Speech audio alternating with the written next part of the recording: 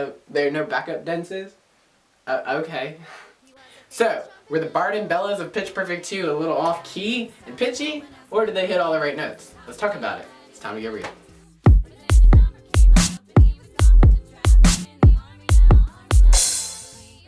So this sequel kept with the fun and charm of the first movie, and also brought with it new faces and a lot of new funny jokes.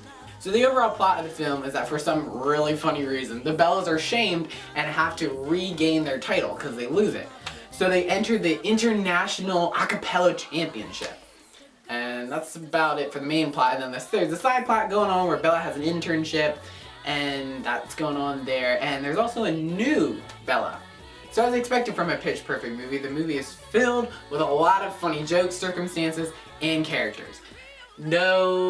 Some of the things throughout the movie are similar to the first movie, such as the opening scene, a musical instance that takes place in the middle of the film, and the ending has its similarities as well.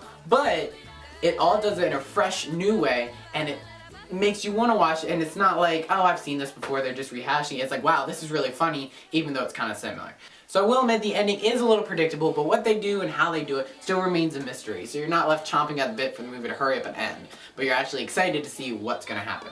The jokes, gags, and antics in the movie are all freshly new, and with the exception of a few that are slightly recycled from the first movie, but they're still funny, so you don't really care. All the actors and actresses return to reprise their roles as the Bellas, with the exception of one Bella who I don't even know her name, so obviously you really don't care that she's gone. Anna Camp's character of Aubrey, though, did graduate from college at the end of the last film, so she is not reprising her role in the film itself. It's cool, you have to watch it. The new Bella of the film, though, is Emily, who's played by Haley Steinfeld, which she's like a freshman to the college and everything, so she gets her start. She's really funny and not in the movie enough, which was really disappointing. So the film mainly focuses on the characters of Becca, Fat Amy, and Chloe, though the other girls and characters still are a huge part both musically and story and plot-wise. So the guys in the films disappointingly got ditched for much of the movie and really weren't a big part, and I'm not quite sure why that was, because they all have really good voices. And that was a no. 100% no. So I just want to stop here and say that Fat Amy is not one of my idols. Don't take this the wrong way, but you're the stupidest person ever. The music was so on point and sung really, really beautifully. They also sang with the classic modern style that they sang in the end of the first movie, using newer songs. They made it really, really cool. They also took some musical risks, which they pulled off really skillfully. And as a bonus, there are stars throughout the movie, so keep an eye out for them.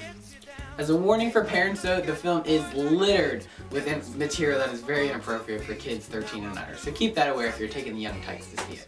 So Pitch Perfect 2 hit almost all the right notes in my music book, and it was just as entertaining as fun as the first one. The tone of this comedy will have no trouble winning over fans. Alright, that's all of my music puns. One more. As the girls would say, it's aca-awesome! Thanks for getting real with me.